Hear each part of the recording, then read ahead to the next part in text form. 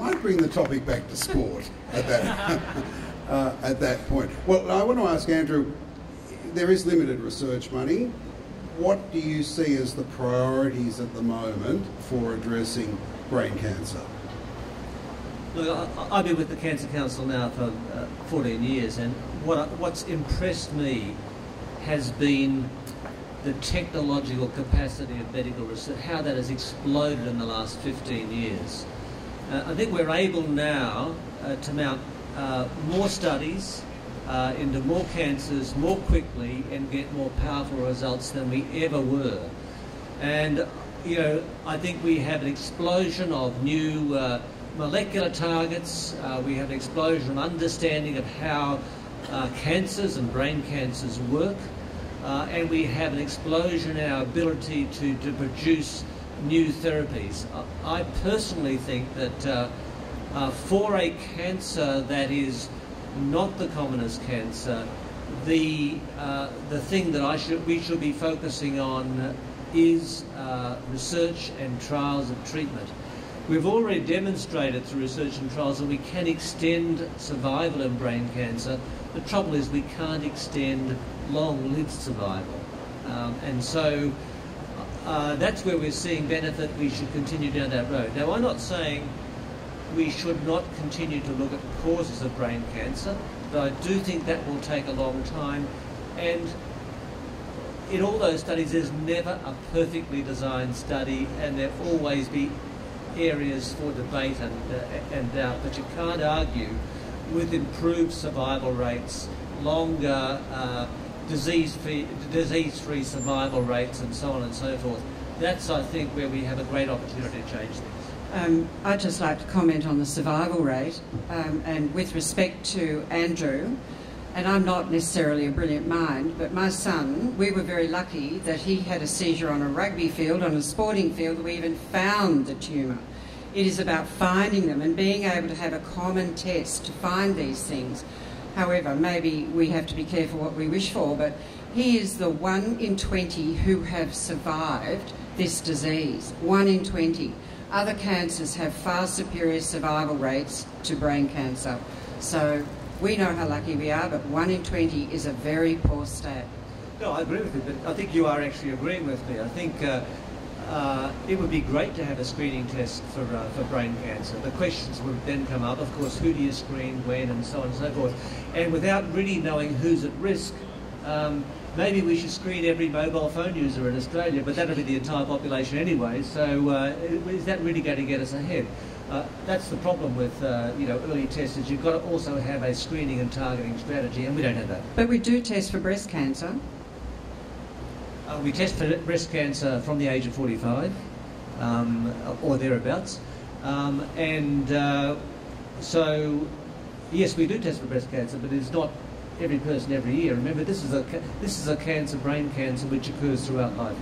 And the breast cancer women and girls and blokes have done a fabulous job in attracting funding to that, and that's what we're after now. We need it to find some solutions for brain cancer.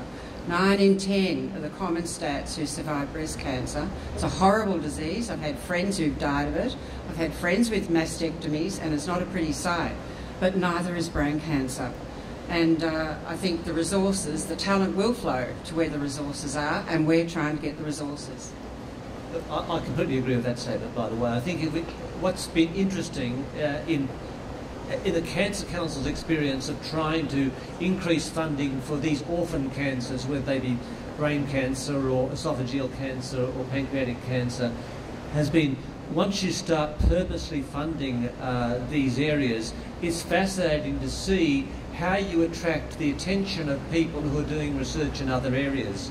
And they then turn their attention and their minds to this new area because there are funds available for it. And some of the greatest scientific breakthroughs have been made when people who are working in some unrelated area turn their mind and their way of thinking to a new area. So that's no question that money on the table does attract talent. Well, that might be a good point to pause, and we have an opportunity for questions from the audience. Nicole's got the roving microphone, so if you'd like to ask a question, perhaps put your hand up and Nicole will bring the microphone to you. Trevor, while we're waiting for that, can I just tell you a couple of stats, please? Yes, of course. Sorry, I didn't know where the sound was coming from. There's two stats that I stumbled over last night. One is that Victoria attracts the largest proportion of funding from our national health and research councils. And New South Wales comes in second, but we have 32% of the nation's population. So there's a very disparate amount of funding coming to New South Wales and to other states. They are also quite different. The other issue is Australia's science and medical research, and these are OECD stats, has been falling since 2006, where we were 5th in attracting funds, and we're now down about 9th in just 2008. So we're on the wrong end of it. We need to start picking up. And emerging economies such as India, China and Brazil are pouring money into this area. Well, now, and the Victorian situation is interesting because years ago the Victorian government recognised, as I said before, that this is an area of comparative advantage that they should be investing in. And they've reaped the rewards of that. Now, the audience have been pent up with their questions, as Dr. Teo was. Yes. I have a comment and a question. The comment is that clearly the telcos are wearing a certain amount of stink from brain cancer and the fallout from technology.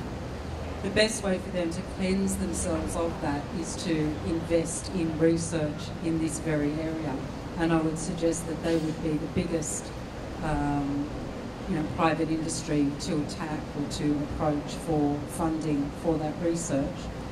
My question is, with other cancers where you've identified cause, what's had the greatest effect?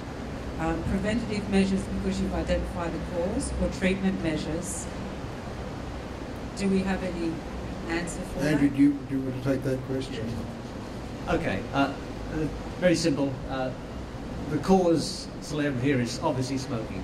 In 1950 we didn't know what caused lung cancer. By 1955 we had some basic studies which showed that if you were a smoker your risk of lung cancer was huge. And then a series of long-term follow-up studies very clearly measured what we call exposure. How much do you smoke and how long have you smoked for, and outcome, namely the incidence of lung cancer and other diseases. And they were able to show, obviously, that there was a very strong correlation, not just between whether you were a smoker, but how much you smoke and for how long, and your future risk of lung cancer. And they were also subsequently able to measure the benefits of quitting and how that reduced your risk of lung cancer. Not just lung cancer, but about 35 other diseases that lung cancer that smoking caused. So yes, if you have an exposure like that with a relative risk of 20-fold, and you take action, and mind you, we haven't taken that much action against smoking, but we've taken some action, we are now seeing the lung cancer rates in men have been falling like a stone for a couple of decades. So that is the power of understanding and finding a cause. It's the power of understanding and finding that HPV, the human papillomavirus, caused cervical cancer. Your children will live to see a day when cervical cancer is no more because we do understand the cause.